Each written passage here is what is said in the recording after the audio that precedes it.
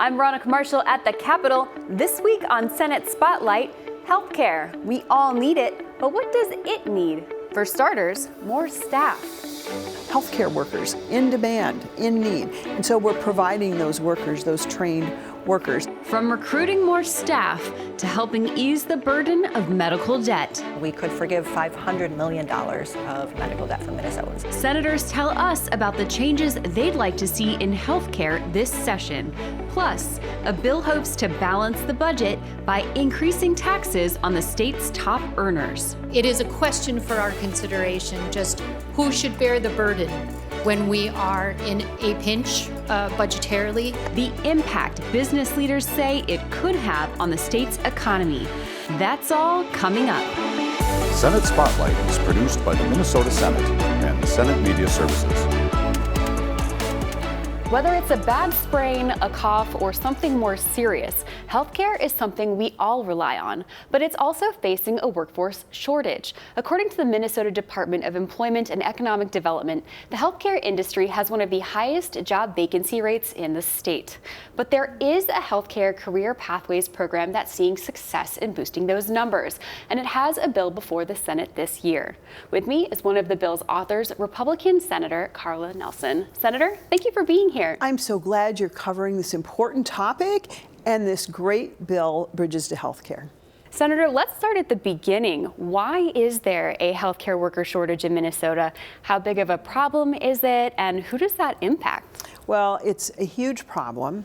And first of all, there is a workforce shortage in general. But especially in the healthcare industry, part of that is because if we think about 5 years ago, the COVID impact was extremely hard on our healthcare workers. So that's part of it. Also, a lot of times they're long, demanding hours, and sometimes the pay doesn't quite keep up with that. And then we just have a shortage that is growing. Large number of our nurses, for example, are reaching retirement age. So it's very essential. And of course, as our population ages, health care concerns seem to escalate, and we need more health care and we need more health care workers. Senator, the Bridges to Healthcare program started in your district, more or less. So talk me through the program since you've had a lot of experience with it. Sure, it did start in Rochester. It was very important. It was one of my first terms in the Senate. And what is so amazing about this program is it is a beautiful public-private partnership. And it's that public-private partnership working together, identifying the need, and then connecting Minnesotans with good career pathways leading to in-need, high-demand, good-paying jobs. And so it's been highly successful. In Rochester, we've had great help from our medical communities. The Mayo Clinic is certainly very involved in this, as well as the Rochester Community Technical College, the Rochester School District, certainly working to help Minnesotans get the training that they need to get those good, long, lasting, high-paying jobs. You mentioned the public to private partnership. Talk to me about the value in a program having that kind of structure. Well, it's really valuable for a lot of reasons. One, the private sector knows exactly where those jobs are and what jobs are needed, what jobs will be needed, and what training is needed. That is key. And then the public sector is involved in a lot of ways, whether it be helping a single mom with some childcare so she can get this training, or whether it be through public transportation. And so it's a great partnership. And of course, the public-private partnerships do tend to work very well. They're very focused on the individual district and also very much on the job providers, the job trainers. Senator, I've heard this program described as a win-win-win, and you said it can be a huge success that changes families. So talk me through some of the successes you've heard about or seen. Sure. Well, the reason it's a win-win-win is because it is a win to help a Minnesotan get the training needed for a good, in-demand, high-paying job with a career pathway once even the job is reached. There's a lot of room to move in that healthcare arena, even into other jobs. And so it's good for the individual, for the family that's raising children. It's very important. But also it's great for the job provider. It's great for making sure those workers are there that are needed. In this case, we're talking about healthcare workers in demand, in need. And so we're providing those workers, those trained workers. And then thirdly, it's good for the community. And quite frankly, it's good for the state. Having those tax revenues come in from those new workers, as well as increasing medical and healthcare fields as well. So it's important for all. And what I know about is I know about new immigrants to our community who have been involved in Bridges to Healthcare training, the internship, the work to get those jobs, and then getting those jobs. I've seen that with moms, single moms, and the difference that that makes. It's just such a win-win-win for all. And of course, it's a great community that really supports that as well. Senator, the bill that you have for this program out this session is about maintaining the program's funding levels. But as you've said before, good things multiply, and the program is growing. So how is it possible that it's growing but still needs the same amount of funding? Well, actually, if we did not have a $5 billion projected budget deficit, my ask would be quite different. It's unfortunate that, we had an $18 billion surplus last session. Suddenly now it's a projected budget deficit. And so we have to have realistic expectations. So holding this funding constant, it was $750,000 one time for those 2 years. So we need to maintain that funding, not asking for any more, although if there were more, we know that there would be even more successes, more stabilized families, better personal outcomes, less vacancies in our healthcare entities, and better for our state. But in light of the large budget deficit projected, I think staying at the current course is essential. Senator, what do you think is stopping the program from growing further? Well, just that. As you know, it started in Rochester. We expanded into further southeast Minnesota, Austin, Albert Lea area a few years ago. That was very successful. We could expand in many places, but we do have to have the funds to do that. But I will tell you, the pipeline is there and the needs are there. So I'm hopeful we can continue on with this successful program, changing people's lives, impacting Minnesotans, our healthcare industries, and our revenues coming into the state. And I hope that in the next budget, 2 years down the road, we can expand this. We should multiply things that work. We should invest in what works. Absolutely. Celebrate the successes and build upon them. Exactly. Senator, you have also authored Senate File 1506, which aims to encourage more students to pursue jobs in healthcare, specifically in emergency medicine. Would you consider this a companion to Bridges to Healthcare? Oh, it certainly is. We are taking what's working and we are building up on that in another area, which is the EMS services. And as you know, those are in dire straits, particularly in certain parts of our state. And when someone calls 911, these are often life-altering situations. Sometimes it's the matter of life and death, and minutes matter. Minutes matter. And so it's very worrisome when I have some districts in some ambulance districts in my area that have had to lose their ambulance service. And so this EMS proposal that I have kind of is a bit of the same thing. It opens up training for students. This would be in high school students through PSEO, through Minnesota's Virtual Academy. So it's open to all high school students to get that training that will put them on the path for an EMS or an EMR certificate. Wow. All right. Now, Senator, you are the co-author to Bridges to Healthcare bill. You have another bill looking to create a Donate Life license plate. You wrote a letter to the U.S. congressional Republicans urging them to protect Medicaid. You're not on Health or Human Services Committee, but you are all over this topic. Talk to me about why these issues are so important to you. Well, I have been on the health committees for probably 10 years or more. Currently, I'm not. But health is important to everyone. It's very important to my community. We have the renowned repeat a nation-leading healthcare system right in my district, right in Rochester, and we want to make sure that that is available to everyone. We want to make sure that all Minnesotans have access to the great innovations that we have in healthcare now. And so it's important that we have the workers and that we also have those emergency medical services as well. Senator, any final thoughts you'd like to share? Well, I really appreciate you covering this. Bridges to Healthcare is so important. It works, and these are the kind of things that we should build upon. Senator, thank you so much for your time. Thank you so much. Very nice. The state's healthcare workers are leaving the industry early due to burnout, which is creating a severe shortage, according to the Minnesota Department of Health. MDH also finds the pipeline of new workers isn't keeping up with the current or future demands. The shortage of healthcare workers isn't necessarily due to a lack of interest from job seekers. Instead, a big obstacle in filling those positions is the significant time and financial investment required for training.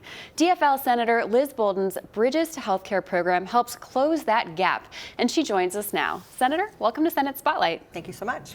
Senator, Bridges to Healthcare was one of the first bills you ever carried in the legislature. So talk to me about what inspired you then and what inspires you now to keep pushing for it. Yeah, I love this bill. It was, in fact, the very first bill that I carried when I was first elected to the House.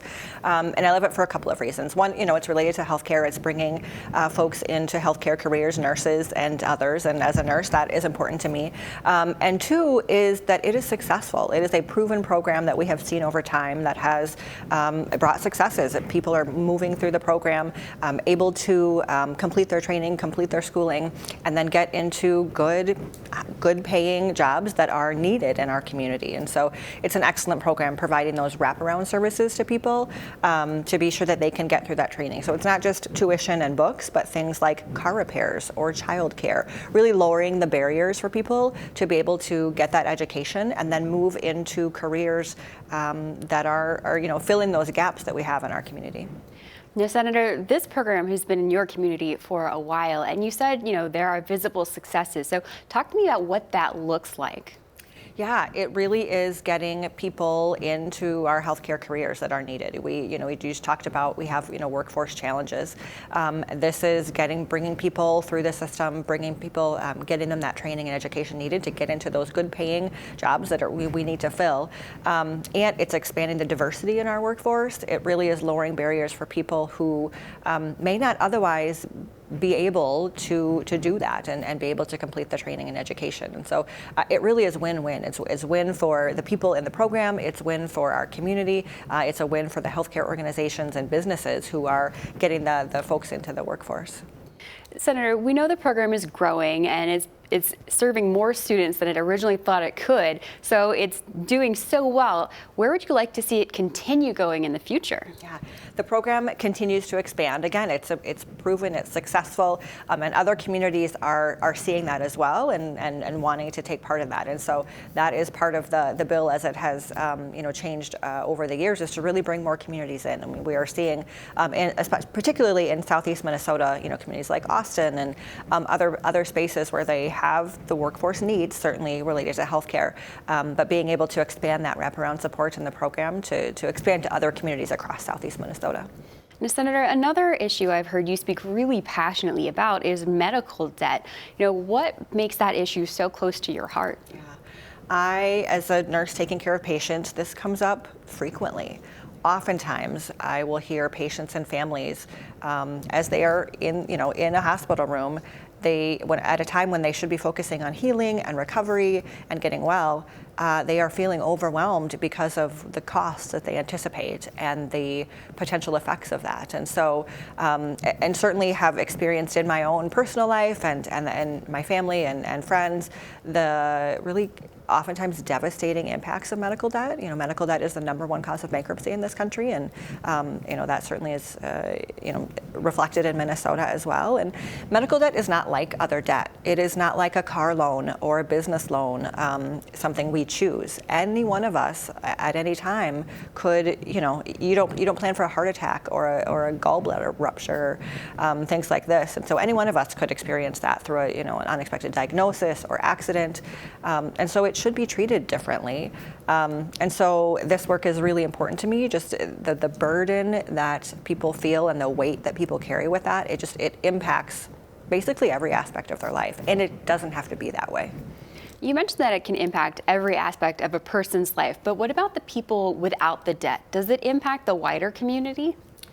I mean, I think absolutely. I mean, and to be clear, this is an issue in every corner of our state. And as I have been working on this, people, come to me and want to talk about it and share their experiences. And what I have found is if you personally don't have experience with medical debt, I guarantee that you know somebody who does. And so it is so widespread. It really is, affecting so many people and impacts how they walk through the world, right? It impacts mental health. It impacts their, ability to, do basic, often, kind of basic things in their life. It really is pervasive and carries big consequences for people.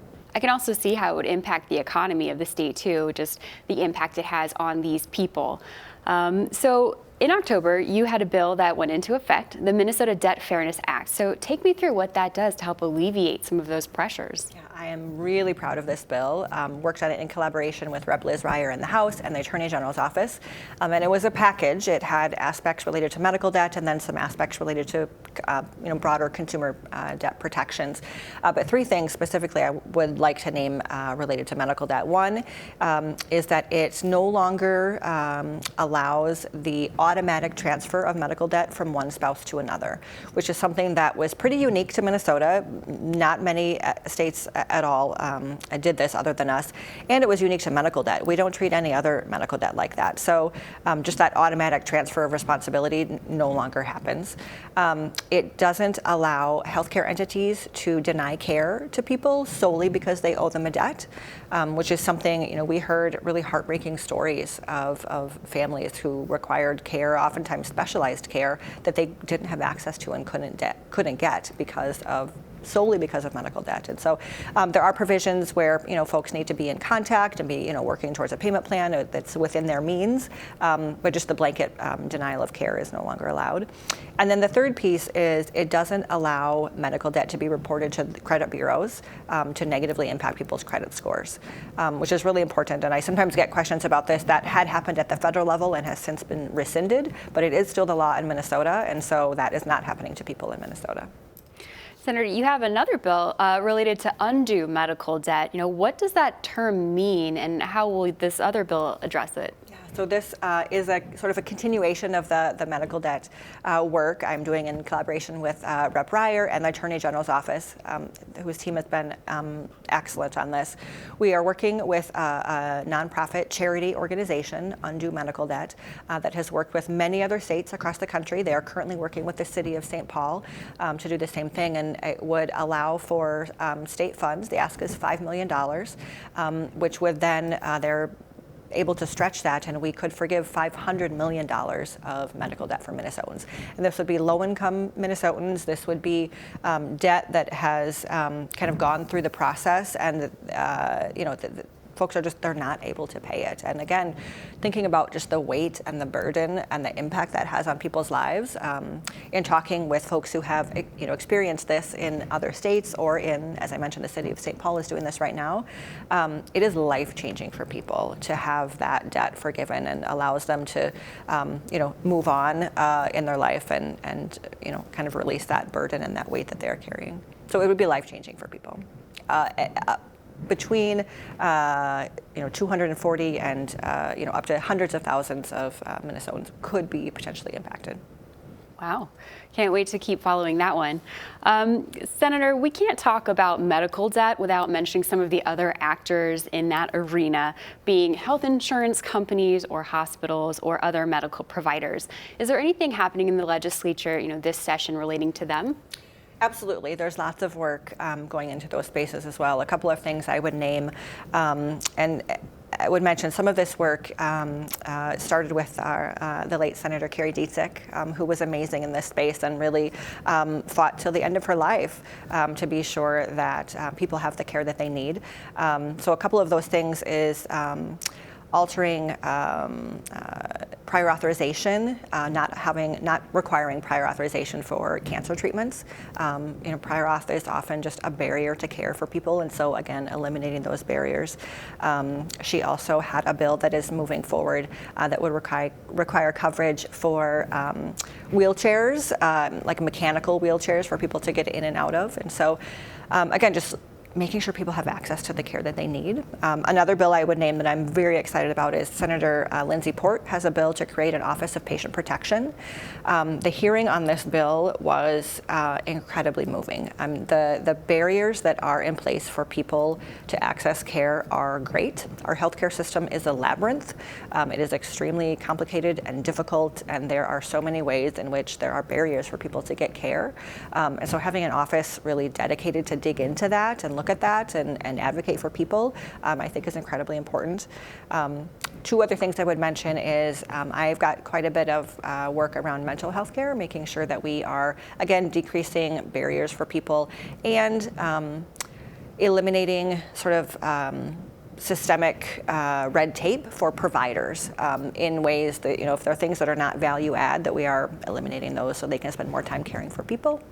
And the last thing I would say is I've got a bill around certified midwives, creating a new path for folks to come into that profession. So I think there's lots of work being done, lots of ways that we can decrease barriers and be sure people really have access to the care that they need. And right now we have a system that is in many ways focused on profits instead of care, and I am dedicated to having that look differently and really being sure that people have access to the care that they need. Senator, any final thoughts on this issue?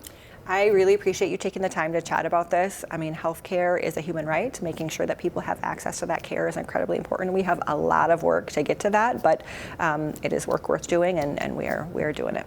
Senator, thank you so much for your time. Thank you very much.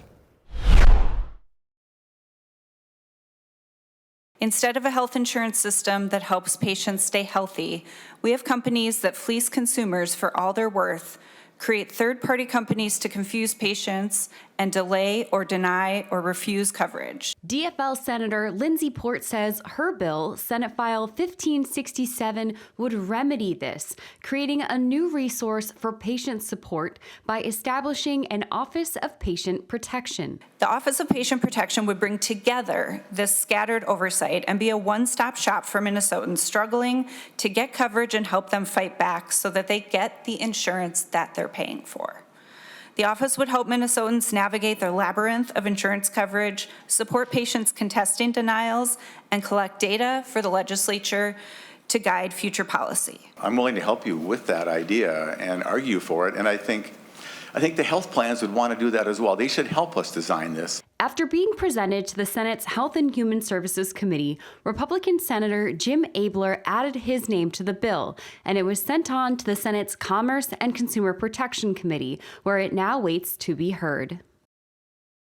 Rural health care is in crisis. We don't have enough physicians to see our patients, and this challenge is only projected to get worse. Step one for solving rural Minnesota's healthcare workforce shortage involved creating CentraCare's medical school in St. Cloud, Minnesota's first new medical school in 50 years. Senators did that last session. Now, DFL Senator Eric Putnam says it's time for step two. That step is outlined in Senate File 2516, which Senator Putnam says will keep those medical students in central Minnesota by establishing residency programs at Rice Memorial Hospital and St. Cloud Hospital. The bipartisan-backed bill asks for a $1.5 million appropriation to fund those programs. With this program in effect, we will be training approximately 58 FTE of residency physicians in any given year, graduating 20 new doctors a year that had training specifically focused on rural communities. Doctors spend money in the communities where they live.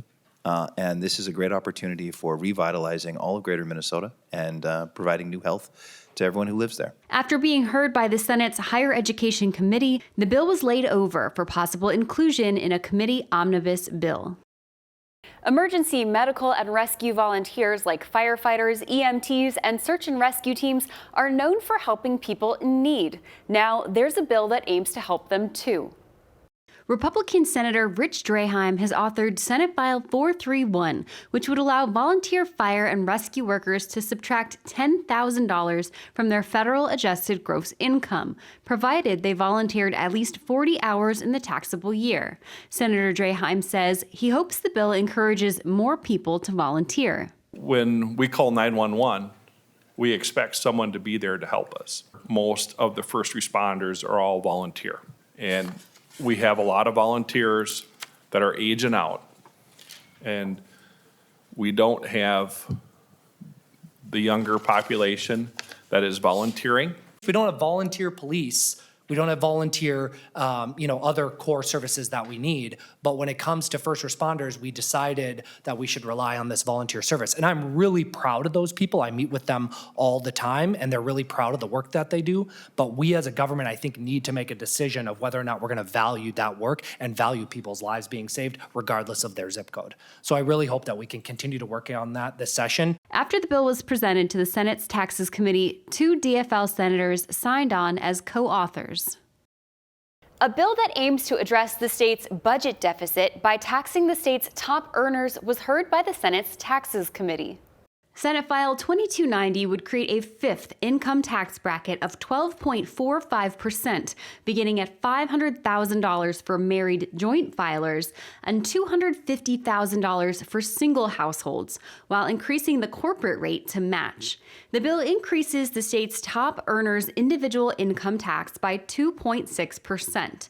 The bill's author, DFL Senator Jen McEwen, says the bill would raise more than $2.36 billion in the biennium it's enacted. And that figure doesn't include the corporate tax raise. This solution would nearly solve our budgetary imbalance while preserving our existing public goods and programs.